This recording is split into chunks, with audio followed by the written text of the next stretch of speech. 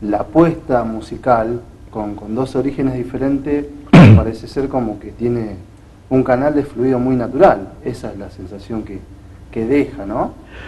Con los muchachos hay una persona que escribe, que se llama Alfonso Pacín, que es mi compañero guitarrista, con quien yo trabajo ya hace 10 años. Él formó un quinteto de cuerdas, porque él es violinista a la vez. Y él es el arreglador de ese quinteto, donde hay un primer violinista que es venezolano, cuyo papá creó la Orquesta Sinfónica de Niños en la calle, en Venezuela. Y él es el primer violinista de un grupo de gurrufío venezolano, que son unos monstruos tocando. Y él es el director de la Orquesta Sinfónica de Venezuela y el director de las orquestas sinfónicas de los hospitales de París. Es un músico maravilloso. Y claro, ellos leen todo lo que está escrito, pero hemos conversado mucho. Como él es venezolano y sus joropos son más complicados que los chamamé, yo le dije, es que yo puedo improvisar. Ustedes mantengan, vamos a probar. Y les gustó mucho esa fusión de lo escrito con lo no escrito, con la espontaneidad. Ellos no pueden ser espontáneos, salvo cuando algunos de ellos tienen su solo dentro de un tema determinado. Su solo puede ser interpretado a su manera, dentro de la rítmica, dentro del pulso. Eso es lo que yo hago con ellos, porque mi idea nunca fue, ¿vieron que se puede tocar chamamé con la orquesta sinfónica? No. Mi idea siempre fue que la gente que hace música, la llamada erudita, sepan que también tienen necesidad de estudiar, como yo siento cada día la necesidad de aprender lo que no sé. Está bien. Chango, vos quisiste rock también. Por lo menos tocaste con músicos de rock. Eso es otra cosa. No, yo nunca he querido tocar otro tipo de música, porque es como preguntarle a un niño si le interesa jugar o los juguetes. Claro. Lo que interesa es la música, y la música es una posibilidad de comunicación y de interacción y de encuentro. Entonces, pero por ahí en una época, cuando yo comencé, cuando escuchaba hablar de esto de Adolfo Ábalos, 40 años después Adolfo Ábalos seguía haciendo lo mismo. Porque cuando yo lo conocí, Adolfo Ábalos también me sentaba al piano y hablaba esto de cómo hay que escribir el folclore, cómo se ha escrito mal. Fue un gran maestro. Sí, una persona que siempre estaba como muy preocupada porque uno aprenda las cosas. Pero por ahí lo que yo veía un poco a fines de los 80, cuando yo empecé a girar dentro del circuito de folclore, es que veía que la gente del folclore pedía a cambio algo que no daba. Entonces se hablaba siempre de una no mirada sobre su música, pero sin ver las otras músicas que hay. Entonces es como que de alguna manera yo empecé a relacionarme con músicos de otros géneros para dar a cambio lo que estaba pidiendo para mí. Que alguien vea que Coco Marola no es simplemente un compositor de chamamé, o que Montiel no es simplemente un acordeonista de chamamé, sino es un músico que ha desarrollado todo un lenguaje dentro de un contexto estético que es en el cual han nacido. Entonces me relacionaba con gente del rock o del jazz o del blues y con ellos. Sí, tocaste con Mississippi también. Con Mississippi o con Divididos o con Botafogo o con, no sé, Cienfuegos, pero el punto era con los que...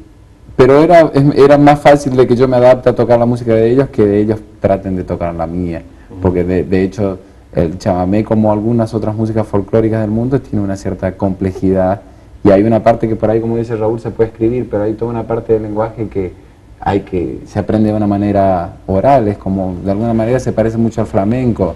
No alcanza solamente con leer las notas que hay toda una manera y un fraseo que tiene su misterio. Así es. Por ejemplo, lo que dice Changuito, un músico folclórico puede tocar tangos.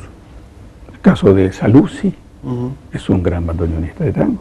Hugo Díaz es un gran, puede llegar a tocar tango, puede llegar a tocar jazz, puede. Pero no es a la inversa, no se puede. Es imposible. Un bandoneonista de tango no puede tocar chamamé, y mucho menos chacarera, y mucho menos un joropo venezolano. No puede, porque tiene la estructura europea en la cabeza. Nosotros, él, yo y tantos otros músicos, los que ya se han ido y los que van a venir, tenemos una visión de... nosotros somos lo que yo me considero un músico de mentalidad libre, de mente libre, con un pequeño detalle. Mi papá nunca me dijo, y yo creo que él, tampoco a él, cuando yo tocaba algo que no estaba, por ahí no estaba bien, nunca me dijeron a mí que eso estaba mal hecho.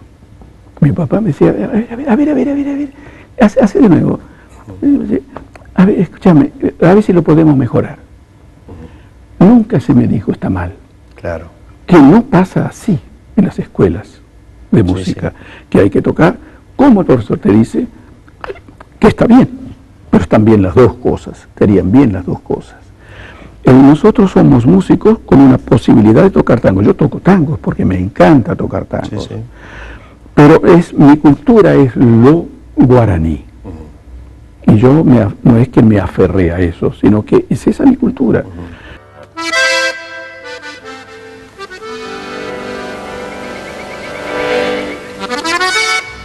Lógicamente, creo que la música del chamamé ha evolucionado a manos de músicos como ustedes. Digo, son pequeñas revoluciones, gestos de vanguardia o parte de un camino que intentan seguir desde la inspiración, ¿no? Digo, ¿cómo se ve, por ejemplo, en El Perseguidor de Cortázar, que habla en primera voz de Charlie Parker, el saxofonista? En un momento dice, esta música ya la toqué mañana. ¿Cuál es la música que tocan ustedes mañana, no? Hay un tema que se llama El baile del duende. Hay otro que se llama Imagen y sonido.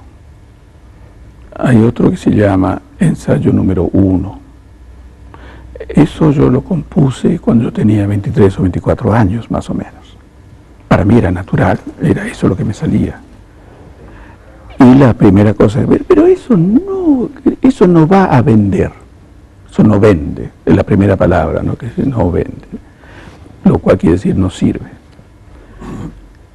Esos temas, si yo hoy tengo 70 años, cuando yo tenía 22, calcular la distancia, hace más de medio siglo, o hace casi medio siglo, siguen estando en vigencia. Yo no sé si eso fue un futurismo, yo no sé si eso... lo que sí sé es que yo no lo pensé imaginando voy a revolucionar. No, eso me salió de manera espontánea, tal vez porque yo escuchaba a algunos músicos clásicos, tal vez porque yo escuchaba a un bandoneonista que me gustaba mucho en la época, que era de apellido Rovira. Pero hay otra cosa rara también, teniendo lo que estaba hace un ratito diciendo Chango. Yo no hace mucho, hará un año, 6 meses, 4, el tiempo no tiene importancia, en todo caso, para esta cosa. Yo sé que era en Alemania. Y viene una señora que hablaba francés y me pregunta, yo había tocado la calandria. Y la señora se acerca y me pregunta en francés, ¿qué música era esa? Si era música argentina o le digo, no, es música argentina. Dice, ¿es chamamé? Le digo, es chamamé. Le cuento la vida, no le cuento quién era el autor, en fin, la época en que fue estimativamente escrita, 1945, 46, sí, Isaac Abitbol. Entonces, ella me dice, señor Barbosa, dice, le voy a decir una cosa, pienso que si Bach estuviese hoy vivo, no sería difícil imaginar que se le hubiera ocurrido una melodía como esa. Lo cual me dice a mí que todo lo que yo pensaba respecto de las músicas que no tienen. Las músicas va al corazón y al espíritu de la gente. Me preguntan, el chamamé gusta. El chamamé es una música como cualquier otra música, que va al espíritu de la gente que habla un lenguaje sin palabras. Entonces, no hay necesidad de explicar nada. Tal vez yo puedo explicar no el ritmo, sino el tema. ¿Cuál es el origen del tema? ¿Por qué hay un sonido de pájaros? ¿Por qué hay un sonido de la bocina? Yo explico porque... Entonces, por ahí al final me dicen, usted sabe, gracias por haberme explicado porque hemos comprendido mejor tal o cual tema. Yo explico eso, y yo explico un tema, el porqué de ciertos ruidos, de ciertas sonoridades. Pero qué maravilla qué maravilloso fue para mí escuchar esas palabras de esa señora, comparando la mentalidad de Isaco con la posibilidad de que Bach hubiera antes o después, me dijo, si Bach estuviera vivo, quiere decir que está hablando del futuro de un hombre que ya murió. Sí, sí. No, como parafraseando lo que dijo Cortázar, ¿no? La música forma parte del movimiento del universo, de lo invisible o de lo no visible. En todas las mañanas del mundo el maestro pregunta al alumno, ¿usted sabe para qué es el sonido cuando no se trata de bailar? ¿Usted sabe para qué es el sonido cuando no se trata de entretener los oídos de un rey? Y por ahí estamos hablando todo el tiempo de chamamé, o jazz, o rock, o vanguardia, o tradición, o el campo, o la ciudad, pero detrás de todo lo que se habla de la superficie de la música es el sonido, y el misterio del sonido, y uno se siente tocado por el sonido, se siente comunicado, alimentado por el sonido. Entonces, ¿cuál es la música que dice, por ejemplo, a mí me pasa, cuál es la música que voy a tocar mañana? En realidad la música es una herramienta para preguntarse al servicio de qué estoy, es una herramienta para preguntarse cuánto más puedo saber de este misterio y que como dice Yupanqui, ¿no? Que es una antorcha que usan los pueblos para ver la belleza en el camino, es una oportunidad para eso.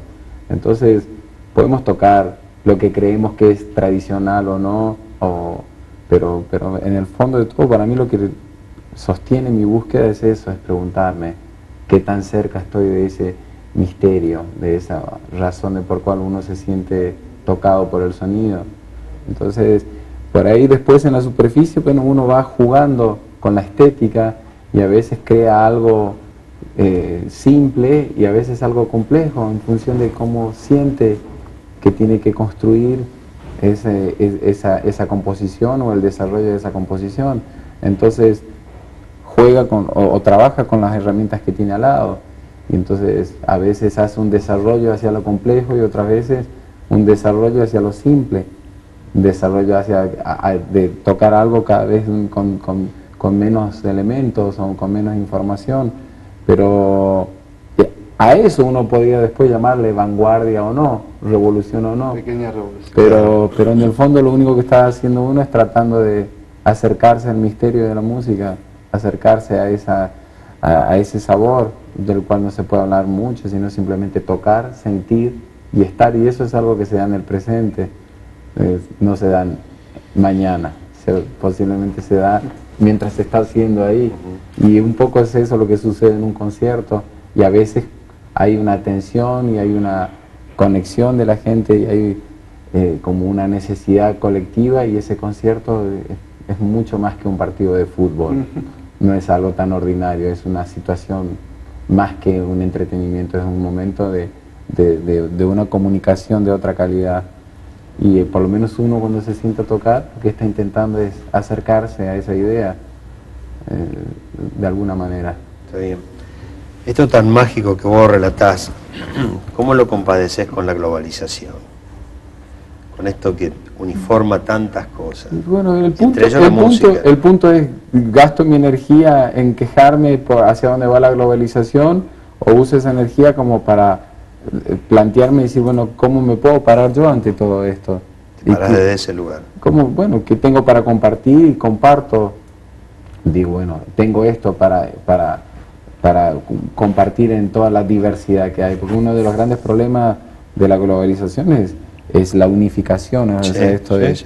pero bueno, pero hay qué sé yo, el punto es, si me quejo, ese espacio no lo lleno con con una parte de lo que nosotros somos, o como somos, o de lo que tenemos como para compartir y para dar en esa tendencia. Es una realidad y el tema está en qué es lo que yo aporto, queja o contenidos, o una herramienta en la cual definirnos ante todos los demás, pararnos ante los demás, no para competir, sino pararse como para compartir un color más entre toda una gran diversidad de colores que hay. Y el chamamé o la música del nordeste argentino desde el acordeón es realmente un lenguaje y un color con muchos siglos de historia y con un peso y con una importancia que vale la pena ponerla sobre la mesa. No es una expresión espontánea de toda una región, sino es algo con mucha historia, con mucha riqueza y que vale la pena compartirla. No, la pregunta digo porque más de una vez uno se hace la pregunta, ¿cómo resisto este tipo de globalización? Y digo, por eso en este relato mágico que vos hacías de los sonidos y de la música, digo, esta sería una forma de resistirla. Sí, no sé si la palabra es resistir, porque es simplemente hacer lo que se puede, sin estar esperando mucho los resultados de qué va a suceder, es simplemente hacer lo que a uno le toca hacer y es como nada, enfocarse en eso. Uno puede tener una mirada global de las cosas, pero lo importante no es distraerse de lo que uno tiene que hacer.